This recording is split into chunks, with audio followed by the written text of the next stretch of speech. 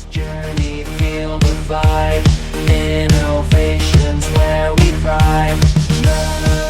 Looking forward. Welcome back to Looking Forward, where we explore transformative solutions to today's enterprise challenges. I'm Jen, the Director of Operations at Ampersand Consulting. And I'm Alejandro, the CEO of Ampersand Consulting. Today, we're talking about topics that are vital for organizations navigating the evolving work landscape.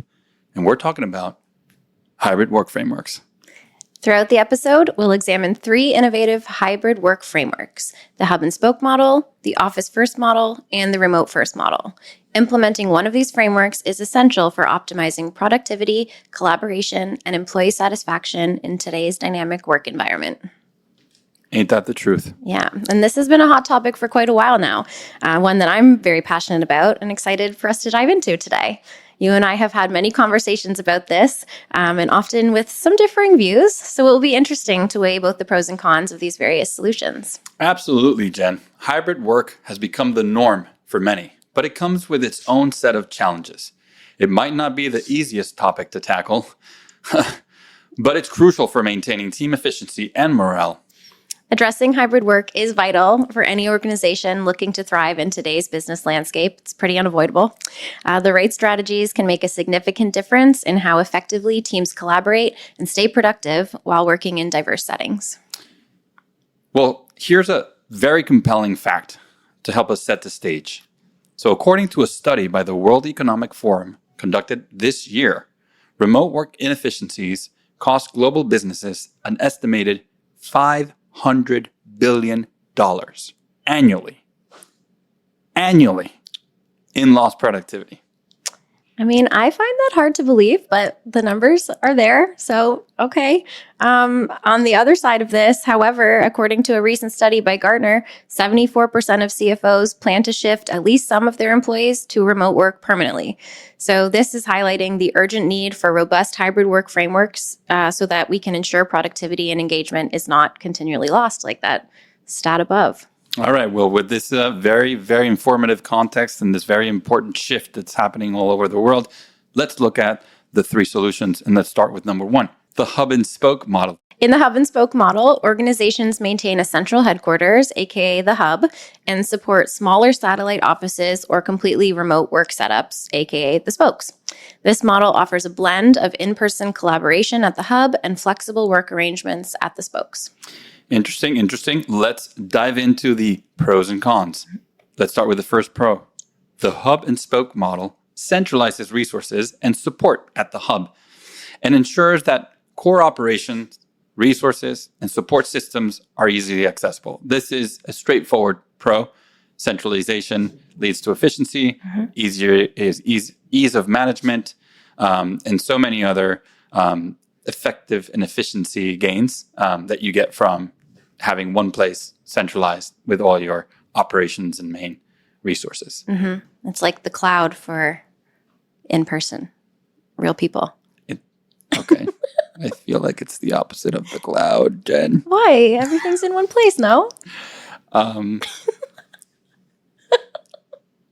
But it's in the physical place as opposed to in outer space. When everybody's in remote work, then everything's in the cloud. But when you centralize, you actually need the cloud less.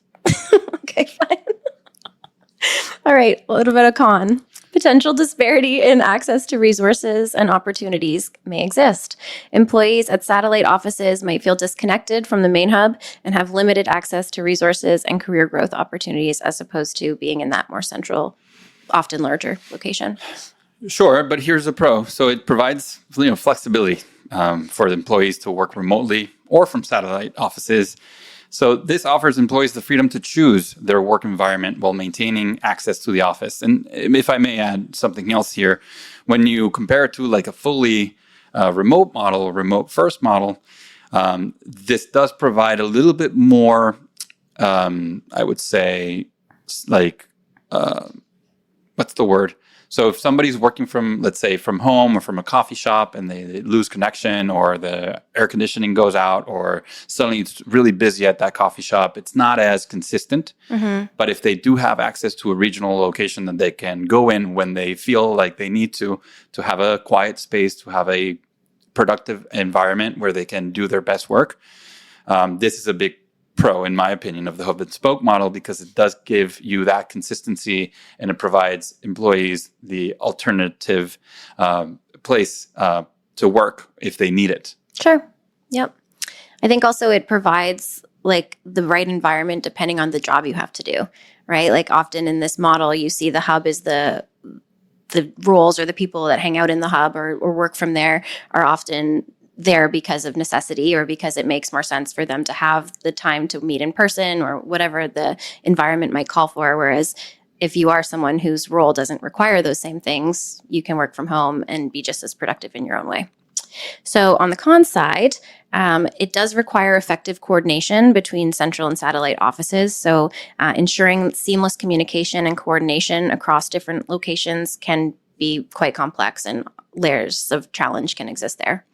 And on the pro side, and this one, we've seen particularly with national organizations, international organizations, which is that the hub and spoke model provides, regional presence and a local market insights. So these organizations that have customers that are spread out geographically can leverage their hub and spoke model to have folks, associates in the fields that are working in the locations that can understand the nuances of those markets and gain insights into local trends and customer needs. But with that larger presence, it also comes with higher costs for maintaining those multiple locations. So operating multiple offices can, of course, be quite expensive, especially in high-cost urban areas where most of these hubs tend to exist. Agree to disagree on these pros and cons, huh? This is a hot topic. Despite the pros and cons, I do believe the benefits to the employee far outweigh these hurdles in this model.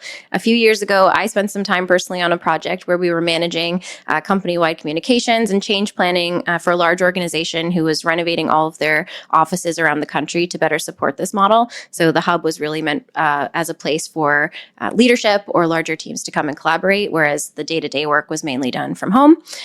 It took a lot of work to align the business priorities with the employees, right? Because the business was more on the side of wanting as much to happen in the hub as possible, whereas the employees were all saying that they really preferred this remote setting. So there were also things like generational differences to consider. But at the end of the day, the overwhelming consensus was that people want to have options for where and how they work. So this model really provided that win-win outcome between both the employees' preferences of staying home and then the organization's need for that more structured in-person collaboration or time together at its core. Fair enough. So looking forward, what do we predict? What do we think is going to happen with this model? Well, we predict that the hub and spoke model will continue to evolve. Organizations leveraging advanced technology will be able to enhance coordination and communication between central and regional offices. This framework offers a balanced approach to hybrid work, combining the benefits of centralized resources and regional flexibility. Let's take a look at solution number 2, shall we? We shall. So solution number 2 is office first hybrid model. So balancing in-office collaboration with some remote flexibility. In the office first hybrid model, employees are encouraged to work primarily from the office, with the flexibility to work remotely when necessary. This model prioritizes in-office collaboration while offering remote work options to accommodate for personal needs. This model is the one that looks the most like the in-office model, with a remote component. Correct. So really, I think this one is more leaning towards the side of the employer and a little bit less about the benefits of the employee, in my opinion. You want to do that one again? I do think that. Okay, let's start with some pros. I'll see you in the comments section. All right. First pro, the Office First hybrid model does promote in-person collaboration and team cohesion. It encourages spontaneous interaction and collaboration, which can enhance creativity and problem solving. I will say for sure that the days where I come and spend with you in the office, there's a lot more of that spontaneous interaction that occurs, or when anyone from our team is in the office. It's just a lot more organic conversation that happens. Things can come up in the moment, and rather than needing to ping someone or grab their time, if it seems like the right moment, we just have conversation about it. So in that way, it can have a lot of benefit. Okay, well, here's a con. It does require investment in maintaining office spaces. Maintaining office spaces can be costly, especially if not all team members are present at the time. I'll tell you, although you come in and we see each other often, and some folks come in from time to time, we also see sometimes that people don't come into the office, particularly at certain periods of the year, right? We're all busy with client engagements and things like that. And maintaining that large office space costs money. Yeah, and it's a cost that could be going into other things that maybe better benefit the organization or the individuals on the teams. Employee well-being, for example. On the pro side, it does provide a more structured work environment. So it offers a consistent and predictable work setting, and can enhance productivity and focus for certain people or teams. You know, I think it's funny that you're doing the pros. I know. And I'm doing the cons on this one, because I think I'm more pro and you're more con on this one. But this particular con, I really appreciate, and I've seen firsthand how much of an impact it has. So this model does not benefit employees with long commutes. And, we're based out of South Florida. In South Florida, I think a lot of us are very accustomed to long commutes. And spending time in traffic, listening to fabulous podcasts just like this one. So this, office first model or in-person first model is not great for folks who have longer commutes. And they might find it challenging to be able to balance, their personal lives with their work lives, and especially compared to other folks that may live much closer to that office space. So definitely something to consider. And I would encourage organizations that they track, in fact, who has to commute how much. And then they take that into consideration when thinking through the models that they want to apply to their organization. Yeah, there's definitely a cost-benefit analysis there. I think, the commute and the time spent in the car, the money you're spending is one thing, but then also if they are coming to the office, making sure that it's worth their time and being mindful about the days they are in office and making the most of it, rather than just having them come all this way just to be, in a seat in front of, the leadership team versus actually having valuable conversation or dialogue or whatever might need to happen that day. On the pro side, it does maintain a space for social interaction. So it certainly promotes a friendly culture, or can, where employees can connect or have opportunity to connect on a more social level, and can foster deeper connections with colleagues. Oftentimes, work is more than just work for people, and it's harder to kind of break through to that next level of connection in a totally remote setting where you never have that FaceTime, you never have opportunities to, grab a drink after work or have a team building activity. So there's definitely some pros to that. There's another con, which is office first environment. We have to be very mindful of the team structures and who people are working with and what they're working on and how they're working with those people on those projects. I've heard a lot of folks complain that they come into the office just to sit down, put their headphones on, and get on back-to-back Teams or Zoom or Slack huddles, and not really get the opportunity to engage with the folks around them because they don't happen to be the folks that they're working with. Right. So one con is that when you are being office first and you do have that remote flexibility, you have to keep track of who's working with whom and how, so that you are not making folks come into the office, spend all day in the office just to work Hide and collaborate in a phone booth. with folks who are not in the office the whole day. That could be even more depressing than being alone for too long on the remote work front. Yeah. And then also with that resources piece, that's even things like providing people with headphones, so that if you are in an open setting and you have a call to do, you're equipped to take that call without, impeding on others or whatever it might be. That's really important. And that was something, that case I was speaking about earlier, where we were building this like hybrid work setting. Everyone was sitting at a desk side by side, all on their own call. No one had headphones. Everybody could hear everybody. It didn't work. We have seen the benefits of this office-first hybrid model in organizations that value in-person collaboration. It has helped teams stay connected and engaged while providing the flexibility to work remotely when needed. However, we've also faced challenges in ensuring that remote employees feel included and have access to the same resources and opportunities as in-office employees. It requires continuous effort to maintain a level playing field for all employees. Just like when you have an office and you're managing your office and you're optimizing for the best experience for your employees at the office, remote, mixed models, hybrid models, whichever kind of model you want to apply, will require continuous management, observation, tracking, so that you ensure that nobody gets left out, nobody gets left behind. All right, solution number 3, remote first model. Prioritizing remote work above everything else. In the remote first model, remote work is the default mode of operation with the option to use office spaces for specific needs. This model emphasizes remote work as the primary work arrangement, with physical office spaces serving as supplementary resources. All right, let's do pros and cons. And one more time, I'm getting the pros on this one and you're getting the cons. So here's the pro. Remote first models support seamless remote work as the default. It ensures that all employees have the tools and resources they need to work effectively from their remote locations.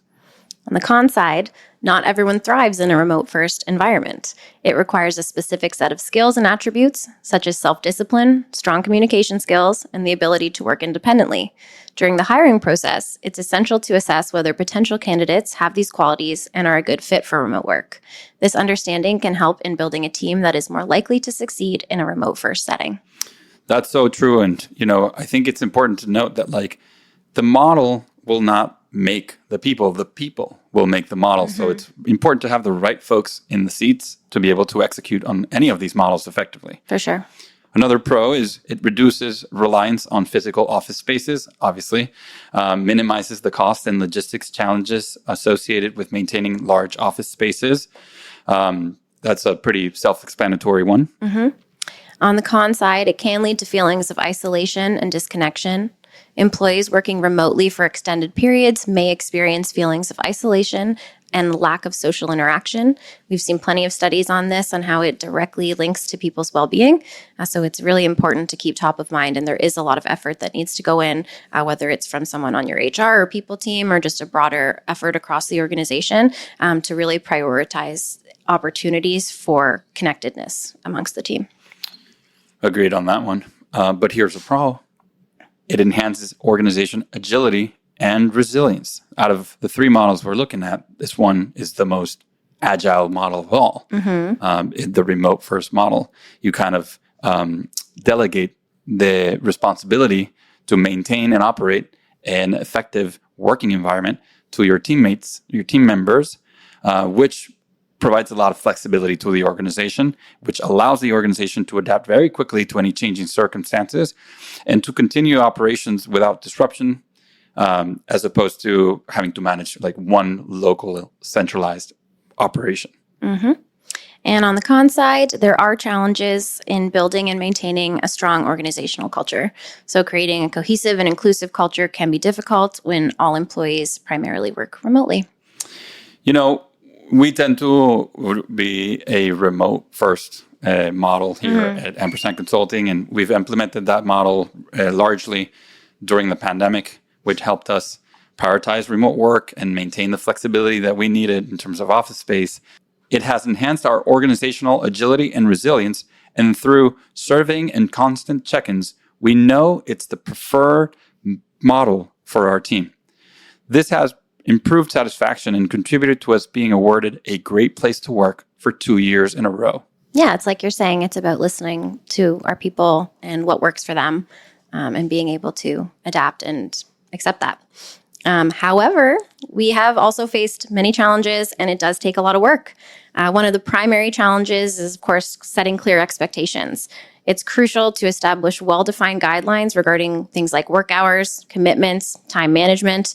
Without these, employees can struggle to balance their professional and personal lives, which can lead to burnout or decreased productivity. Having these clear expectations can help employees to understand when they are expected to be available, how their performance will be measured, and in turn fosters a more structured and predictable work environment. Predictable being the main word here that I think is hard in this model. Yeah, predictable is a hard word. Predictable. In addition to setting expectations, fostering a culture of trust and transparency is vital. Trust is the cornerstone of remote work. As managers cannot physically oversee their team members' daily activities, this trust must be mutual. Employees need to trust that their managers will support them and not micromanage, while managers must trust that their employees will meet their responsibilities and deliver results. Transparency in communication, decision-making, and feedback processes helps build this trust. Regular check-ins, open forums for discussion, and clear communication channels can significantly contribute to a transparent culture. Transparency is also a key word, especially for remote work environments.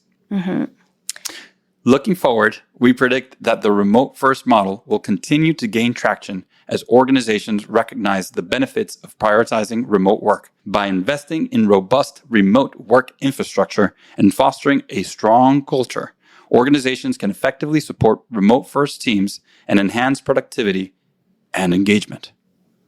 All right, let's get to the bottom line here. Let's do it. So to summarize, these hybrid work frameworks offer some distinct advantages based on specific organizational needs. No surprise there. For balancing centralized resources and regional flexibility, the hub and spoke model is recommended. For promoting in-person collaboration with remote flexibility, the office-first hybrid model is ideal. And for prioritizing remote work as the default, the remote-first model is the way to go. Stay tuned for more insights and solutions in our upcoming episodes. And don't forget to follow us on LinkedIn for the latest updates and discussions. And guess what? If you got some feedback, I'll see you in the comment section. A special shout out goes to our dedicated team at Ampersand Consulting for their commitment to driving innovation and excellence in client engagements. And an extra special shout out goes to our amazing production team over at Market Forward, making our podcast dreams come true. And you should check them out so they can make your dreams come true too. That concludes today's episode of Looking Forward. Join us next time as we continue exploring transformative solutions and technologies shaping the future. Until then, keep looking forward. Good job. Good job, you did. Innovations where we We didn't get the tip of our pin.